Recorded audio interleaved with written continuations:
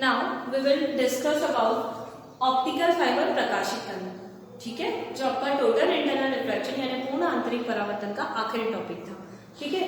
तो ये क्या होता है प्रकाशित तंतु या ऑप्टिकल फाइबर।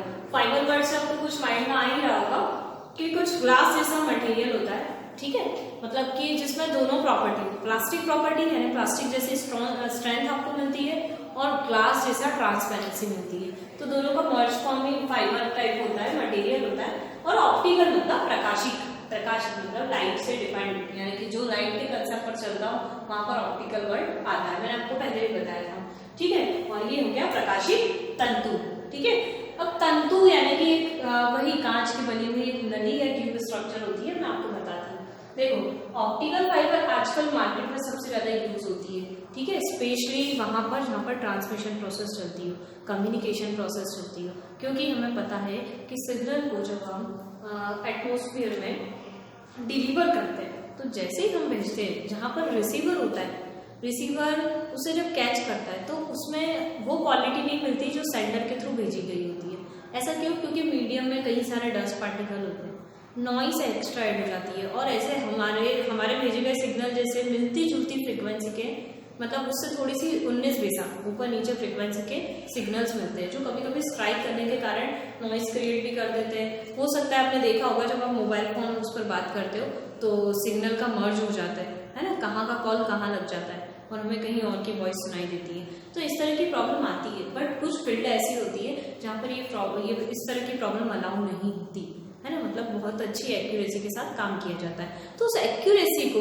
रखने के लिए हमने एक नई टेक्नोलॉजी बनाई, ऑप्टिकल फाइबर, जो लाइट बेस्ड होती है, यानी कि एक ऐसी फाइबर या एक ऐसी ट्यूब जिसके अंदर हम लाइट के साथ हमारी इंपॉर्टेंट सिग्नल को सेंड कर सकते हैं और रिसीवर एंड पर उसे हम गेन कर सकते हैं, ठीक है। तो यहाँ पर क्या होता है, प्रकाशित तंतु कांच की बनी हुई एक ऐसी नली होती है जिसके अंदर हम प्रकाश के माध्यम से हमारी आवश्यक सूचना को एक कोने से दूसरे कोने तक पहुंचा सकते हैं, ठीक है, यानी एक जगह से दूसरी जगह पर बिना किसी सूचना का नुकसान हुए या उसमें वॉइस यानी कि वातावरण के कारण जो उसकी खराबी होती है वो सब नहीं होती इसमें और हम उसे पहुंचा सकते हैं। अब देखो इसको कैसे समझाएंगे हम लोग। ये पूर्ण आंतरिक परावर्तन पर निर्भर करती है। ये किस पर बनी हुई है याद रखना, बेस्ड ऑन टोटल, या ऑब्जेक्टिव में आता है क्वेश्चन, टोटल इंटरनल रिफ्लेक्शन, ठीक है, पूर्ण आंतरिक परावर्तन पर आधारित एक युक्ति है। अब इसमें क्या होगा, इसमें ये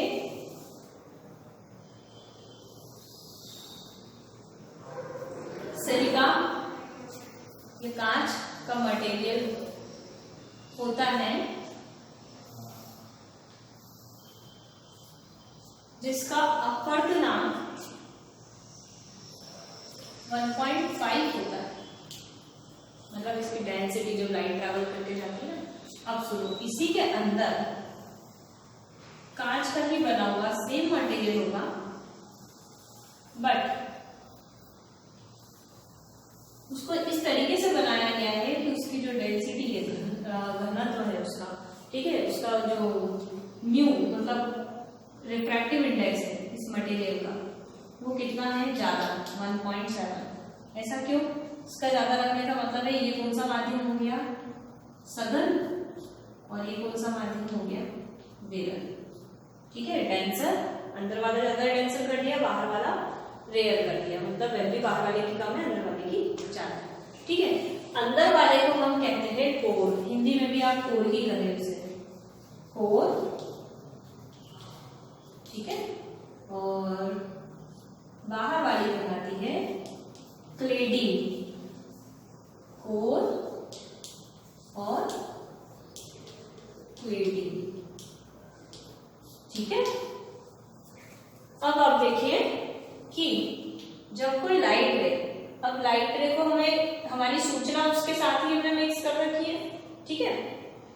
जब लाइट रे के साथ हमने हमारी सूचना को भेजा है, इंफॉर्मेशन भेजी है, सिग्नल भेजे, तो हमें उसे इसके अंदर ऐसे इंसिडेंस करवाना है कि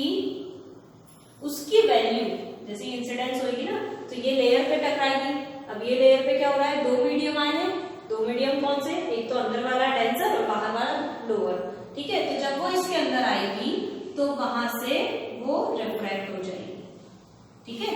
रिफ्लेक्ट कैसे हो गई? क्योंकि यहाँ पर आई की वैल्यू बड़ी थी आईसी की, यानी कि इसको इंसिडेंसी ऐसे करना है कि आईसी की वैल्यू से आई की वैल्यू बड़ी हो जाए। तो यहाँ पर टोटल इंटरनल रिफ्लेक्शन हो गया, क्योंकि ये सघन था और ये विरल माध्यम था, तो ये यहाँ टकराएगी। इस प्रकार इसका भी इंसिडेंस कुछ इस तरह से है, इसी से रिफ्लेक्ट हुई है ना, तो ये इस तरीके से रिफ्लेक्ट होती होती टोटल इंटरनल रिफ्लेक्शन के नियम को, पूर्ण आंतरिक परावर्तन के नियम को फॉलो करते हुए सिग्नल चला जाता है। इसके फायदे क्या होते हैं? क्योंकि अंदर सिग्नल का लॉस नहीं हुआ, पूरे रास्ते पर टकराता जरूर रहा पर अंदर नॉइस वॉइस सेट नहीं होगा, मौसम का कोई इफेक्ट उस पर नहीं पड़ेगा, सिग्नल का लॉस नहीं होगा, दूरी तक पहुंचा सकते हैं, सेफली सिग्नल पहुंच जाता है, ठीक है।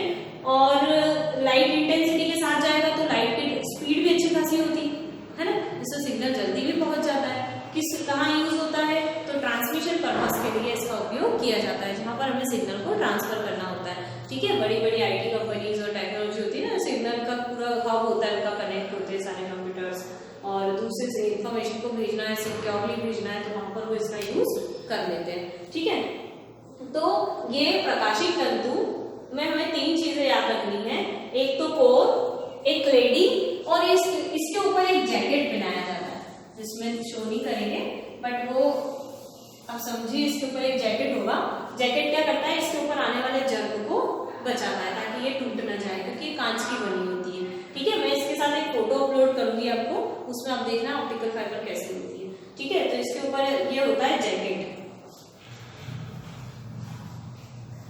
ठीक है, यानी कि एक आवरण जो इसे टूटने से बचाता है, इसके ऊपर आने वाले झटकों से बचाता है। तो इसकी संरचना वगैरह आपको समझ में आ गई। संरचना में आपको सिर्फ कितना सा लिखना है कि सबसे पहले होता है कोर, कोर अंदर बनी हुई कांच की या ग्लास की ऐसे मटेरियल से बनी होती है, जिसका अपवर्तनांक म्यू बराबर 1.7 होता है।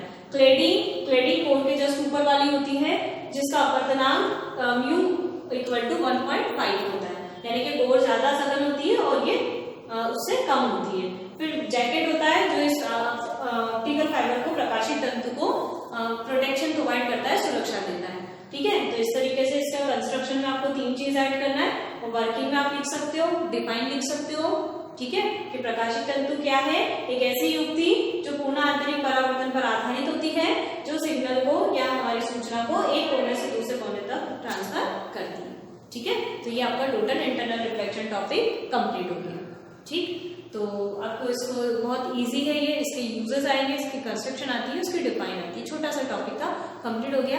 अब नेक्स्ट टॉपिक जो है आपका वो हम नेक्स्ट लेक्चर से स्टार्ट करेंगे। Thank you.